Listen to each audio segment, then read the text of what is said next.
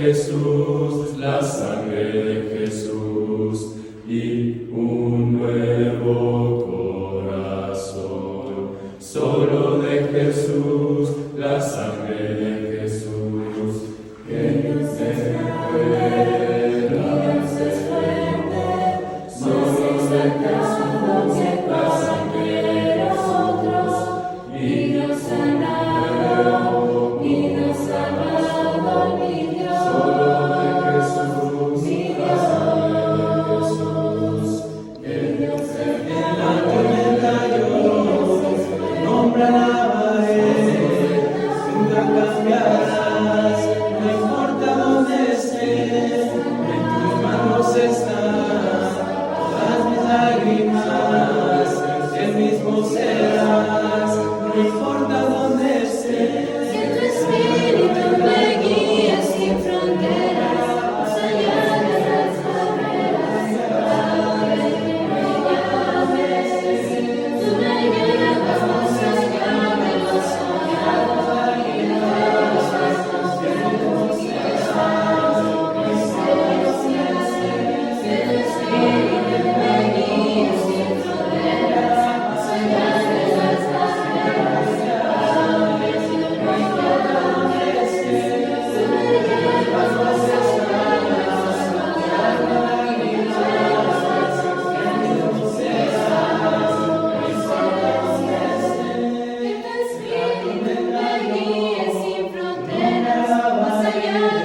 barreras, ahora que me llames, tú me llevas más allá de lo soñado.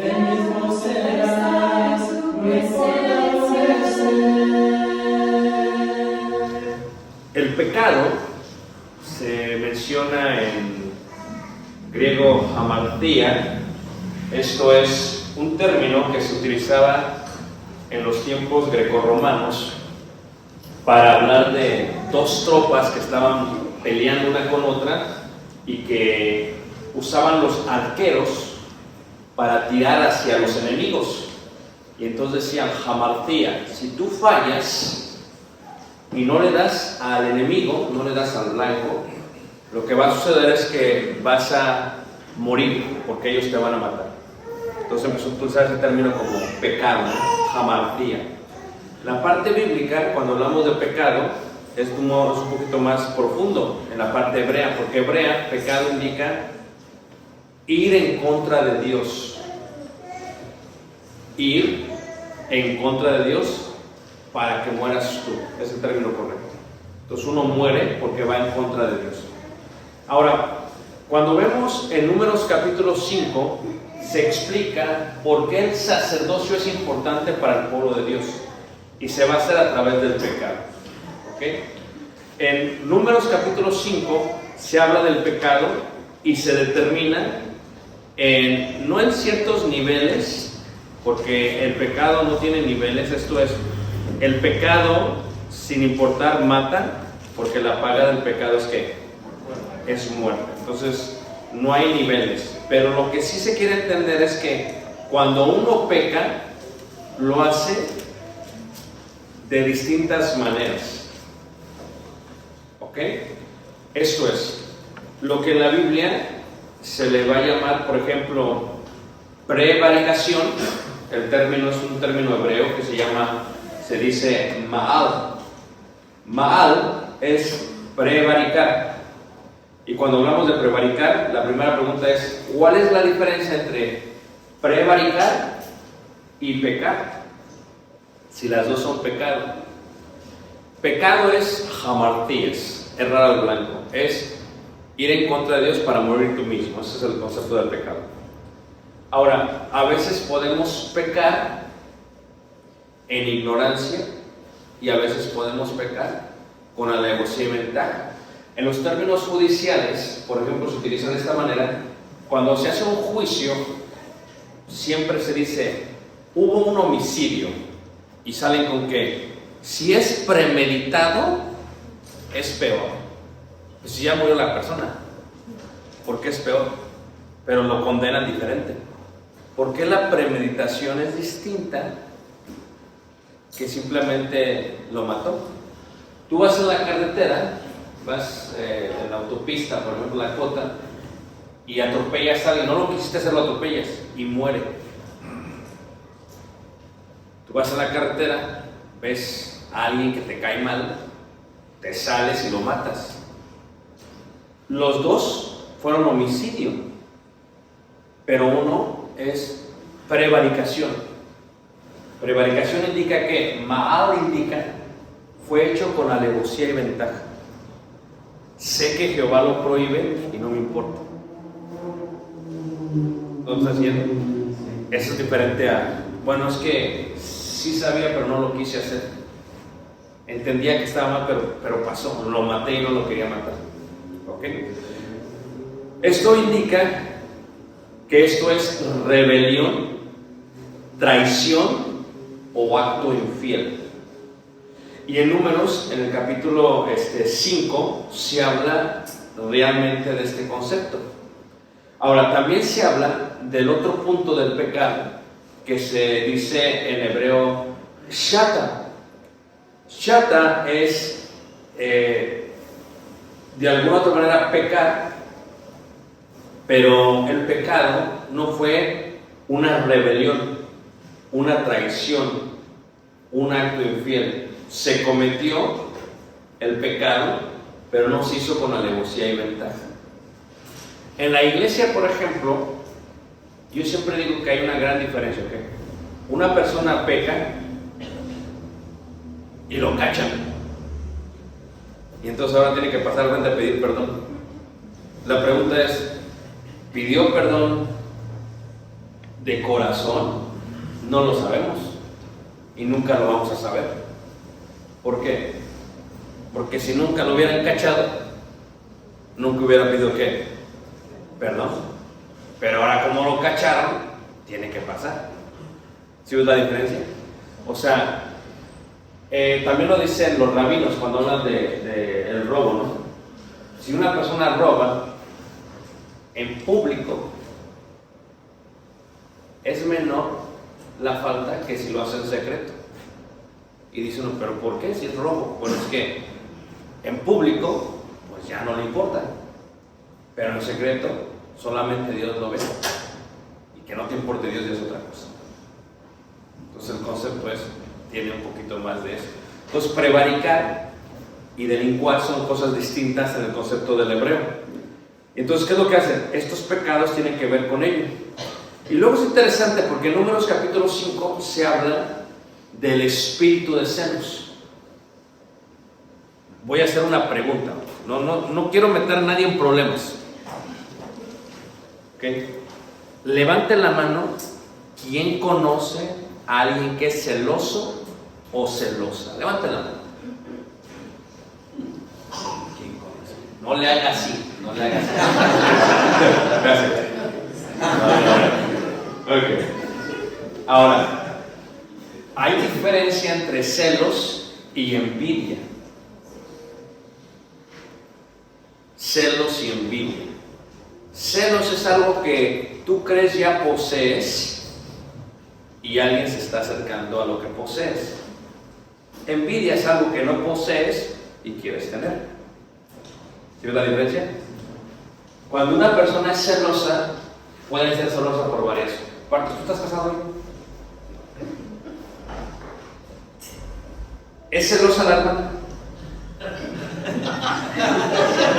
¿Es sí o no? No la vea. Eso no es ¿sí o no? Sí es celosa. ¿Qué indica? Si es celosa indica, pero no se enoja, hermana. Es para enriquecer la clase. La pregunta es, ¿pero por qué es celosa? ¿Le habrá dado razón? La hermana dice, amén. Entonces, es interesante porque se habla del pecado de la infidelidad. O sea, ¿por qué es celosa? Fíjate que uno tiene que cambiar el chip. ¿Qué es el chip? Tiene que actualizar su software. ¿Qué es actualización del software? O sea, cuando tú pasas de un estado a otro, tienes que actualizarlo. por ejemplo, cuando uno está soltero, saludas a todos sin ningún problema. Pero cuando tú te vas a comprometer con alguien, tienes que actualizar todo. Porque si sigues viviendo como cuando estabas soltero, no, olvídate, te va a ir mal. ¿O no es cierto? Y resulta que tú eres bien amigable, o lo que tú llamabas amable. Y entonces, cuando tú saludas a alguien, pues lo saludas, ¿verdad? Hola, como si fueras francesa, ¿verdad? Espérate ya, pues, y que beso y abrazo. Y luego, fíjate que la mujer percibe muchas cosas que el hombre no percibe. La mujer puede hasta percibir los movimientos de los ojos e interpretarlos de cierta manera. O sea, la mujer puede hacer esto. Cuando el hombre hace, la mujer sabe qué está pensando. Estoy hablando en serio. La mujer puede interpretar los movimientos de los músculos del hombre. Cuando saluda, cuando oprime la otra mano, lo interpreta. Ahora, tienes que actualizar. Y si te casas, tienes que actualizarte. Tienes que actualizarte. Porque pues aquí son muy amables. En México tiene mucho la costumbre que la gente saluda de beso. ¿O no es cierto?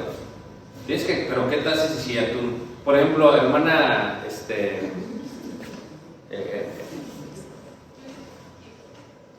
¿eres celosa? No. O sea, que el hermano puede saludar de beso a cualquier persona. Sí. Sí. Entonces, vamos a decir que ve a sus amigas de la secundaria. No te enojes, espérate. Entonces las ve y, hola, ¿cómo estás? Y el hermano, pues, Paco es bien amigable, ¿a poco no? ¿Cómo estás? ¿Cómo te ha ido? No te había visto. Espérate, otro abrazo por los años que no te he visto. Espérate, entonces la hermana se queda como, ¿qué está pasando, Paco? ¿Qué estás haciendo? No le dice nada a la mujer. Se espera hasta llegar, ¿qué? ¿Hasta dónde?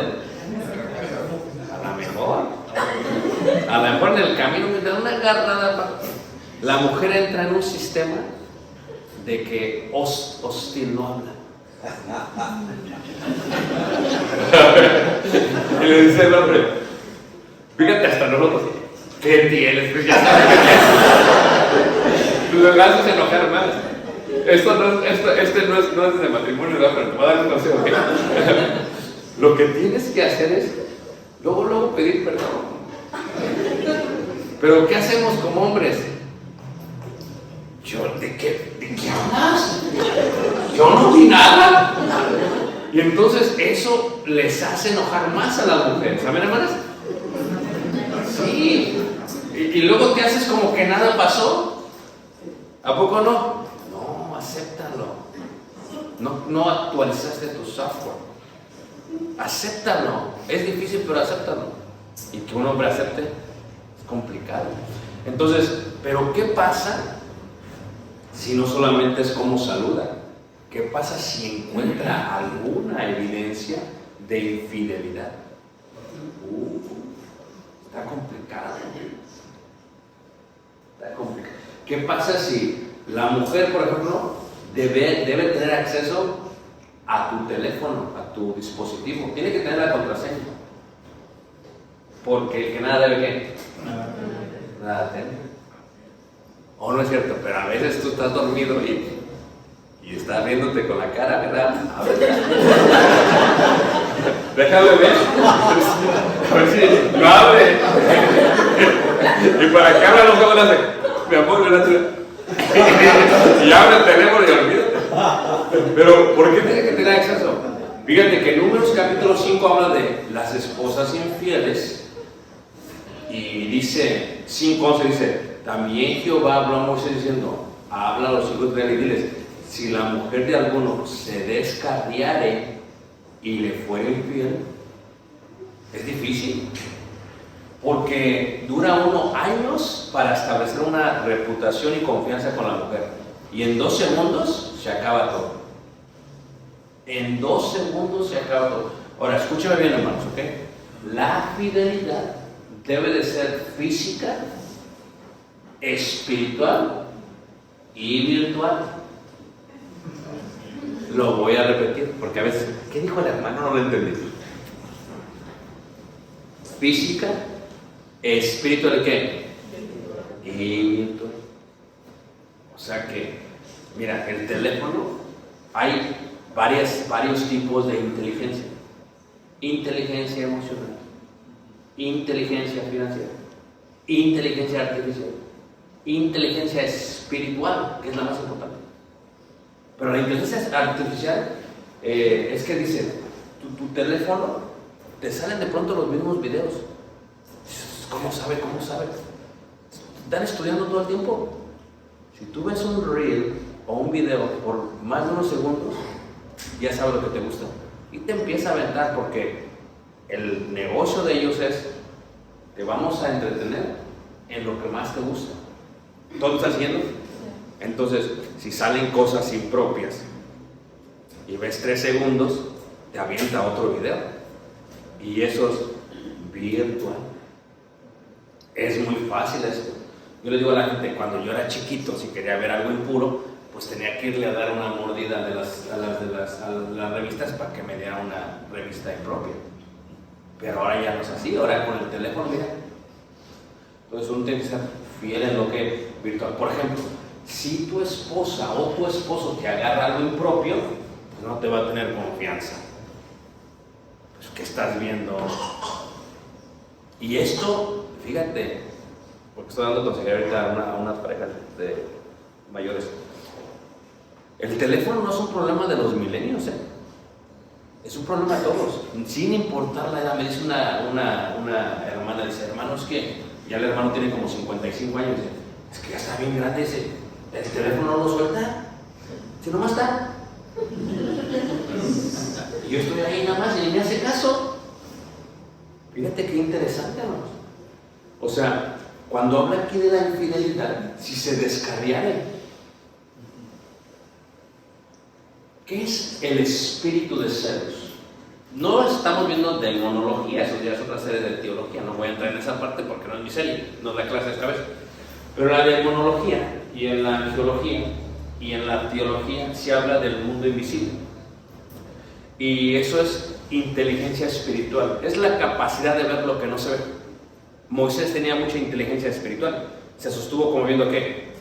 Al invisible. Entonces, cuando tú cometes un error, ustedes, ¿quién es celoso aquí en la relación? Sinceramente, estamos aquí con quién. ¿Quién? ¿Tú eres celoso?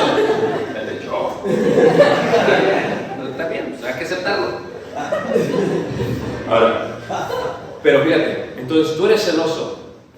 El espíritu de celos que menciona número 5 es la parte espiritual. El espíritu de celos, el diablo, los demonios, te están estudiando todo el tiempo y saben lo que te hace que te pongas celoso. O sea, no lo puedes ver tú. Entonces, cuando ella, por ejemplo, si va a la tienda o si ve a alguien y se ríe, automáticamente el espíritu de celos le dice, ya ves, mírala, anda de coqueta. ¿Sí o no?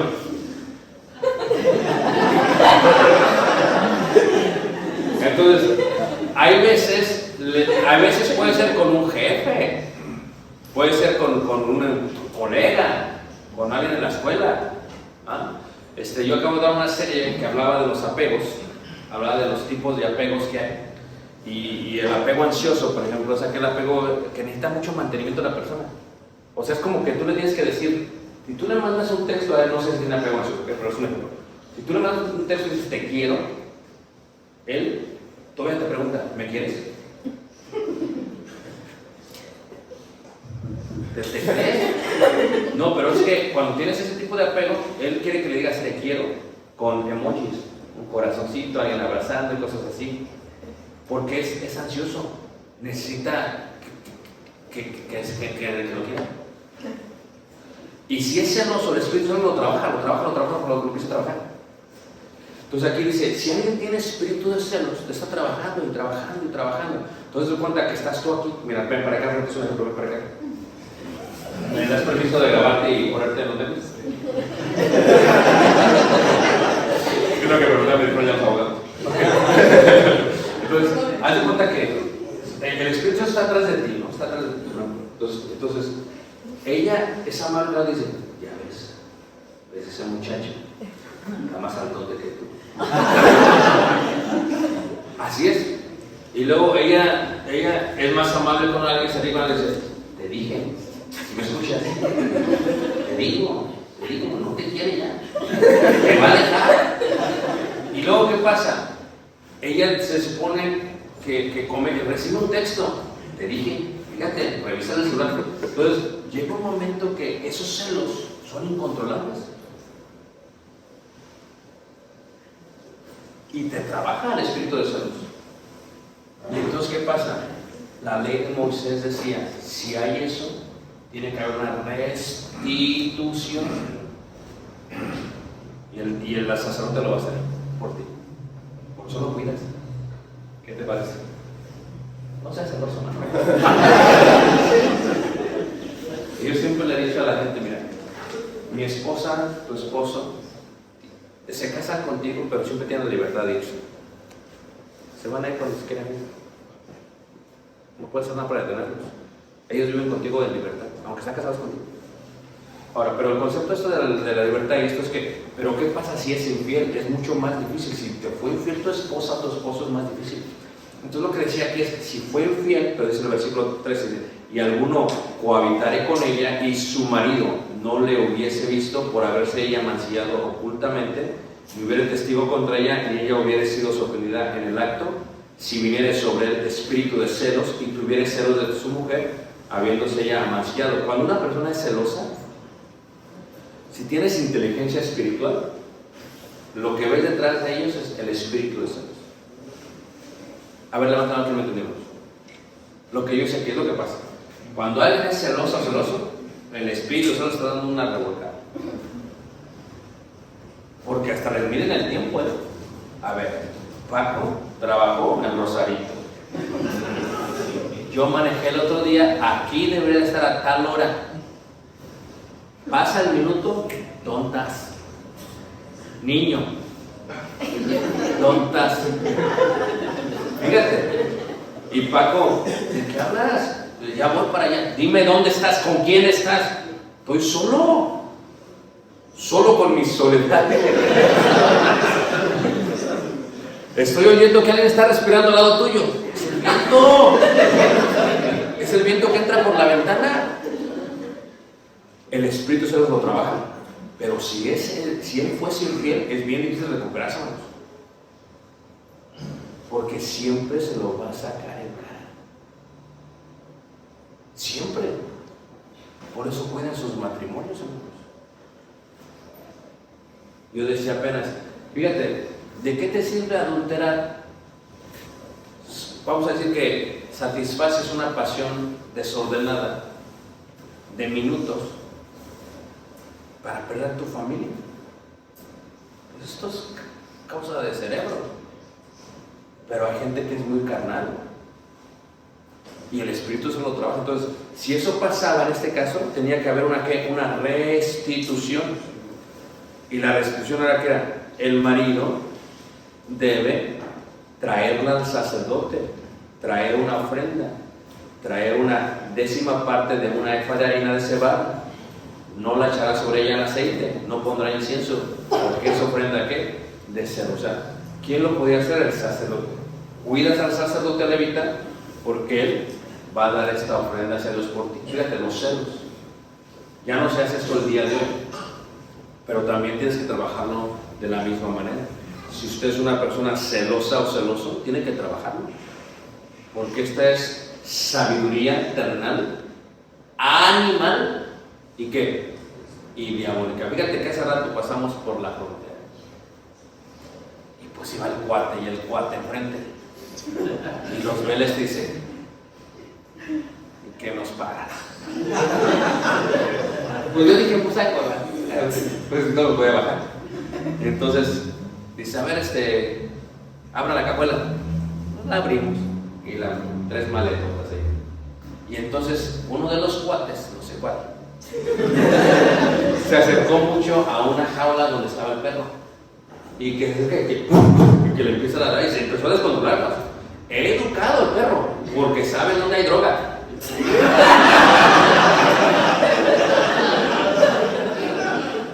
No estoy diciendo que traiga droga, entonces ladró el perro, ladró el perro. Entonces, ¿qué es lo que hace el perro? El perro ladra porque es animal. O sea, puedes tener una persona que tenga doctorados, que tenga un licenciado, que sea muy poderoso.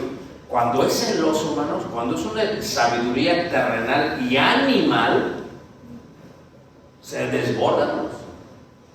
Puede golpearte, puede matarte, puede hacer un escándalo público. Espérate, pues ni que fueras el perro. Espérate, pues, ¿es perro? No, es sabiduría. Donde hay celos y contención, ahí hay perturbación, dice el escritor. Entonces, luego en un hogar así no se puede vivir, hermanos. No se puede celoso, ¿no? Y a veces sucede que tu papá nunca fue celoso y te casas con uno bien celoso. No se puede vivir. ¿Dónde estás? ¿Qué estás haciendo? ¿Por qué está tu playera, ¿verdad?, arrugada? No estás viendo el calor que hace. ¿Pero por qué te la arrugó? Y a veces suele suceder, hermanos, que trae la luz, hasta huele la ropa. A ver, ¿qué perfume es este? ¿Qué perfume? Es Suavitel, mi amor. No, es Suavitel. y lo trabaja el espíritu de celos. Entonces se tenía que restituir. Si fue infiel, había una restitución. Y el sacerdote traía todo ante Dios. Tomaba el agua santa en el vaso de barro, tomaba también el sacerdote el polvo que hubiera en el suelo del tabernáculo y lo echaba en el agua, y hará el sacerdote estar en el pie a la mujer. Y hacía todo este ritual, hermanos, que Dios ordenaba para lidiar con ello. Tenía que restituirse. Tú te preguntas, ¿por qué se especifica esto? Porque si algo destruye un matrimonio o un hogar, son los celos. A veces el hombre, fíjate, estaba yo, no voy a decir en qué ciudad, pero al sur de acá, y estaba en la ciudad, hermanos, y se me acerca un hermano, y dice, hermano, quiero hablar contigo. Le digo, sí, hermano, ¿qué pasa? Dice, mira, es que, ¿sabes qué, hermano? Dice, es que yo tengo un problema con mi esposa, dice, no sé cómo hacerle. Le digo, si quieres contarme, no tienes que, pues por eso estoy diciendo, no, dime. Y ese hermano dice, es que, ¿sabe usted que mi esposa es 12 años mayor que yo? Bueno, hermano, pues ya ves a Sara y Abraham, va al revés, más o menos. Y luego dice, lo que pasa es que como ella es mayor, dice, yo soy muy celoso, dice. No me gusta, dice, que mi esposa le hable así. Yo me pongo muy, se estaba enojando, tranquilo, no. ¿Qué carácter? Y a ver, cuéntame, y aquí me empezó a decir, ¿por qué? Porque la diferencia hace que fuéramos nosotros. Porque tenía inseguridad. Fíjate qué curioso. ¿Y qué pasa cuando es al revés? Una vez llegó una pareja de hermanos, y por eso hay hermanos que no son nada prudentes. Y el hermano le lleva a la hermana por unos 15 años, tal vez 20, no sé. Y entonces llegó y el hermano le dice, oiga, hermana, ¿cómo se llama su papá? Así, lo estoy hablando en serio, pero fue imprudencia. Y la hermana, es mi esposo, hermano. Pero el hermano, ¿qué, hermanos? Oyó, hermanos. Esa es la imprudencia de los hermanos a veces. Y entonces, el hermano era celoso, porque era más joven ella. Entonces, había restitución y había un proceso que se tenía que hacer. Y el sacerdote hacía un juramento, lo que se dice en hebreo, alá, o en este caso, conjuraba, es lo que hacía. Y hacía que conjurara, le decía, si ninguno ha dormido contigo, si no te has apartado de tu marido a inmundicia, libre seas de estas aguas amargas que raen maldición. Mas si te has descarriado de tu marido y te has amancillado y ha cohabitado contigo alguno fuera de tu marido, el sacerdote conjuraría con la mujer tal juramento: Jehová te haga maldición y execración en tu vientre. Imagínate la mujer, ¿no? Difícil, ¿no? Porque si había sido infiel, iba a traer ¿qué? Maldición sobre qué? Sobre su hogar. Pero esto es el concepto de qué. Esta es la manera en que trabajaban ellos en ello. Son reglamentos que había. Y luego también en el capítulo 5 se da lo que se llama el voto del Nazareno. Ahora, no hay que confundirse. Nazareno es de la ciudad de Nazaret. Nazareo es un voto que se hacía para consagración. Se hacía este voto. Este voto se hacía porque Nazareo en hebreo significa consagrado o separado. En la ley rabínica se dice, en la halakha se dice que usualmente el voto de Nazareo duraba de 30 a 100 días. Sin embargo, en algunos casos se hacían desde el nacimiento, como en el caso de Sansón, en el caso de Juan el Bautista. Y había 3 requisitos fundamentales. 1, nada de la vid. 2, no cortar el cabello por un tiempo definido. Y 3, no tener contacto con ¿quiénes? Con los muertos. Si alguno de ellos rompía, tenía que volver a iniciar el ritual por el tiempo. Una vez que se cumple el tiempo, se raja el cabello y se pone debajo de la ofrenda de la paz. Había en el templo un lugar especial al cual se le llama en hebreo Lixhat Nesirim. Era especialmente para aquellos que raían su cabello, fuere hombre o fuere ¿qué? Mujer. ¿Sabían ustedes esto, hermanos? Bueno, ya lo saben. Algunos ejemplos: Sansón, otro, Juan ¿qué? El Bautista. De eso tengo mucho que decir y poco tiempo de explicar. Muy bien. Vamos a terminar esta noche, hermanos, con tal vez lo más bello del libro de Números, y tiene que ver con la bendición sacerdotal. Yo creo que todos han escuchado este himno. Que Jehová te bendiga y te guarde. ¿Lo han escuchado? Cuando nosotros nos graduamos de predicadores, nos lo cantó el hermano Solís a nosotros, que ya descansa en paz. Entonces, cuando yo oigo ese himno, me recuerdo de eso. Pero este himno es un himno que se canta hoy, pero que se inició cantando con la bendición sacerdotal hacia los sacerdotes. Sacerdote en hebreo se dice kohanim. Kohanim es como se dice sacerdote en hebreo. Y cuando se hacía la bendición sacerdotal era normalmente en la consagración de los sacerdotes. Es cuando se hacía la consagración de los sacerdotes que decía eso. Ahora, tradicionalmente los sacerdotes bendecían al pueblo todas las mañanas después del sacerdocio. Esto es, ¿cómo recibía el pueblo la bendición? A través del kohanim, de los sacerdotes. ¿Cómo lo hacían ellos? Era algo muy, muy importante. El día de hoy, en muchas sinagogas, terminan los servicios con esta bendición. La Torá o la ley de Moisés dice que solo los descendientes de Aarón pueden dar tal bendición al pueblo de Israel. Durante el servicio ortodoxo, los sacerdotes se quitaban los zapatos, lavaban sus manos a través del ritual de los levitas. La costumbre está basada en el Salmo 134:2, donde dice: alzad vuestras manos al santuario y bendecid ¿a quién? A Jehová. Entonces descendían ante el arca y cada uno cubría su cabeza con un shawl o talit, que es un manto blanco, mientras el privado recitaba: bendito Jehová, Señor nuestro Dios, Rey del universo, quien nos hace santos con la santidad de Aarón y nos ha mandado bendecir a su pueblo con amor. Cuando ellos terminaban entonces el cantor decía kohanim, como señal para los sacerdotes, para que comenzaran cada uno con sus manos a formar la letra Shin. Mira, Esto es algo muy interesante, porque cuando los sacerdotes hacían esto, ponían sus manos de esta manera. Levanta la mano, ¿quién nunca había escuchado esto en su vida? Ahí está. Porque Shin es la letra de El Shaddai, el Todopoderoso. Shin significa, es la letra, la inicial para decir Dios. Y los sacerdotes lo hacían de esta manera mientras el pueblo agachaba su cabeza. Y entonces ellos bendecían a ellos. ¿Y qué decían ellos? Lo decían en hebreo, ¿verdad? Y Berajaja Adonai Buyishma Oleja. Isha Adonai Ben Abelaja Bihuni Okeja.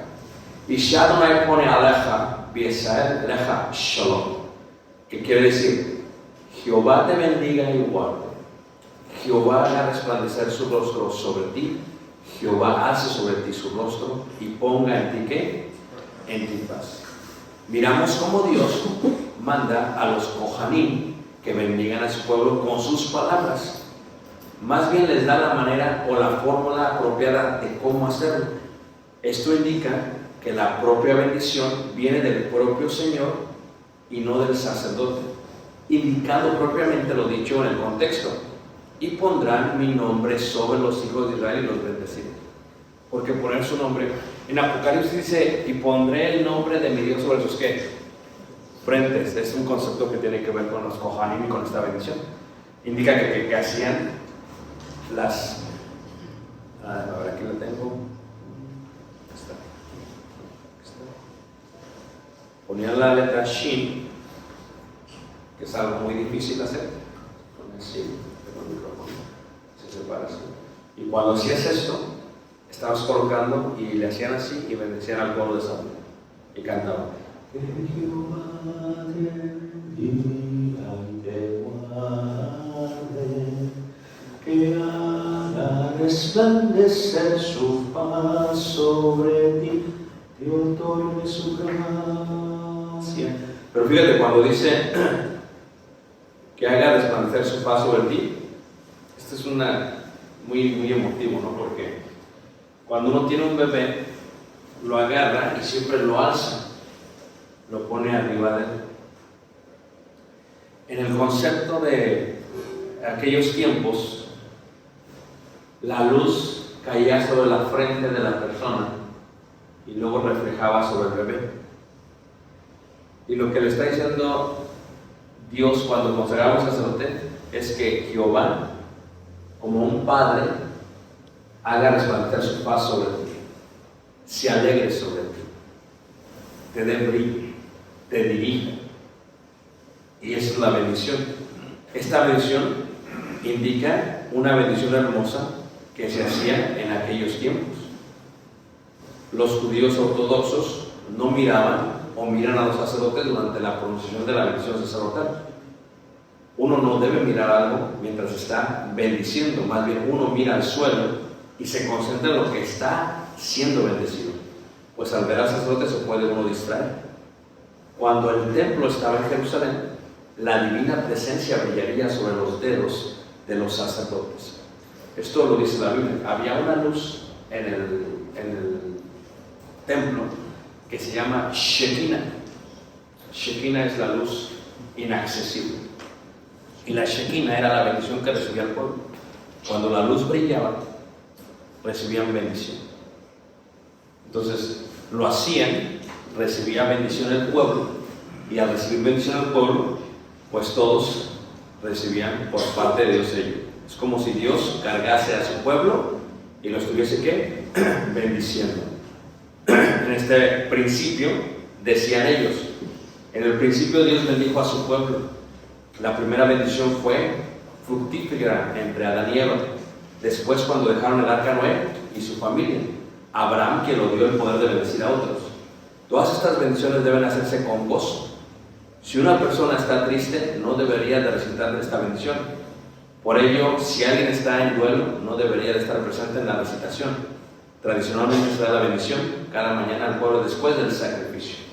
Entonces, cuando el pueblo iba al templo a dar sus animales, los sacerdotes los ¿qué? Los bendecían. Pero no ellos, sino Dios a través ¿qué?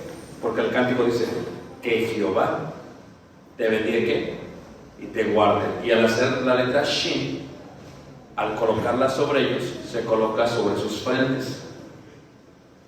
Por eso el término que utiliza Apocalipsis es que cuando estemos allá, no habrá templo, porque Dios será nuestro Dios. Será nuestra ¿qué? Luz. No habrá ¿qué? Noche. Y pondrá el nombre de nuestro Dios ¿en qué? ¿En nuestras qué? En nuestras frentes. Es más, si vieras por un momento Jerusalén, déjenlo borro aquí porque no lo van a entender. Esto es Jerusalén. Entonces tú tienes el templo en la parte, a ver aquí está el templo acá arriba. Esto es el Moría.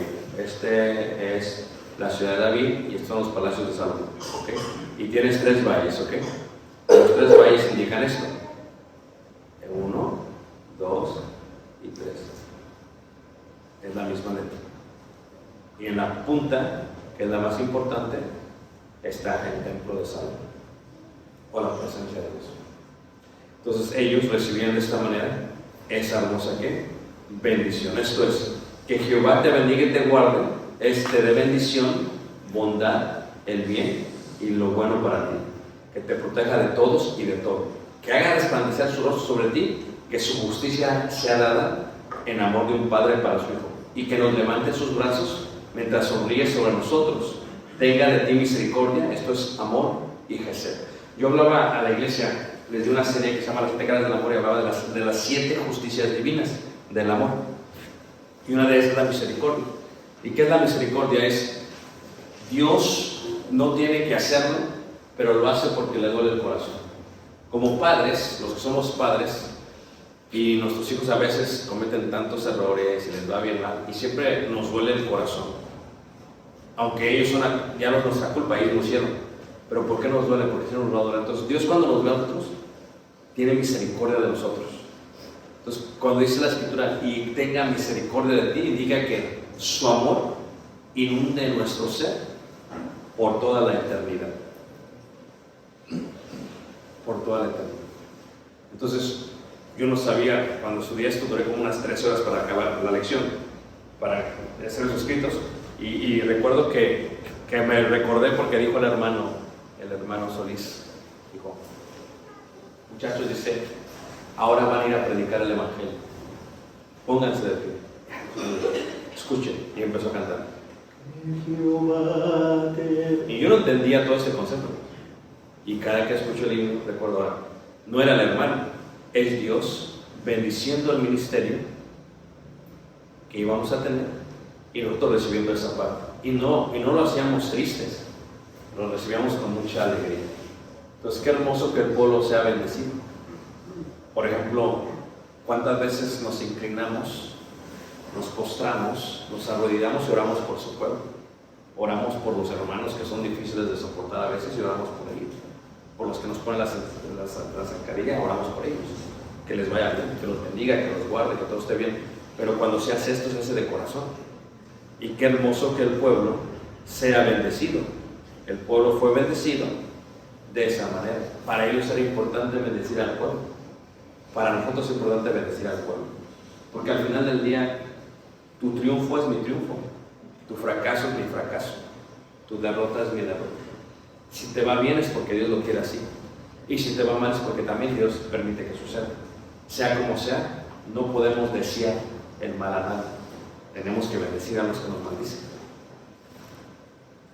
bendecirlos y no maldecirlos. Es la enseñanza de Jesús, y en esta bendición sacerdotal es algo muy hermoso. Entonces, para acabar la noche, quiero decirles, hermanos, que sea algo que podamos hacer con nuestros hijos. Cárgalos en la noche y recita. En hebreo sería mejor, pero si no, pues ni modo, habla en español.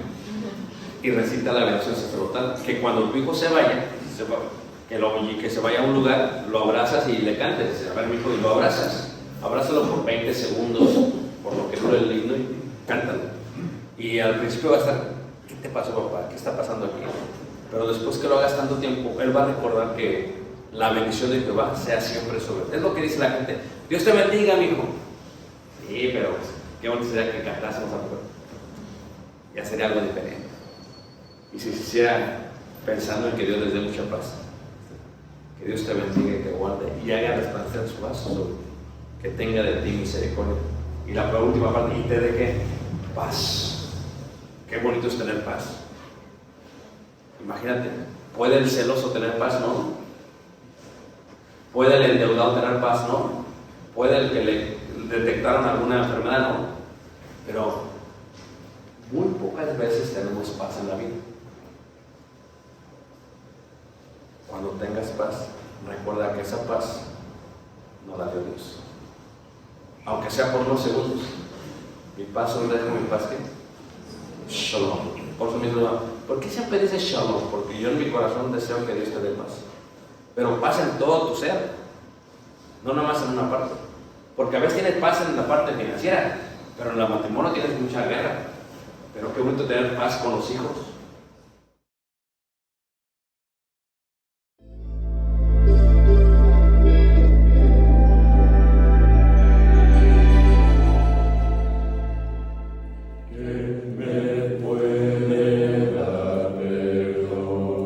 Solo de Jesús, la sangre de Jesús y un nuevo corazón. Solo de Jesús, la sangre de Jesús, que se pueda ser.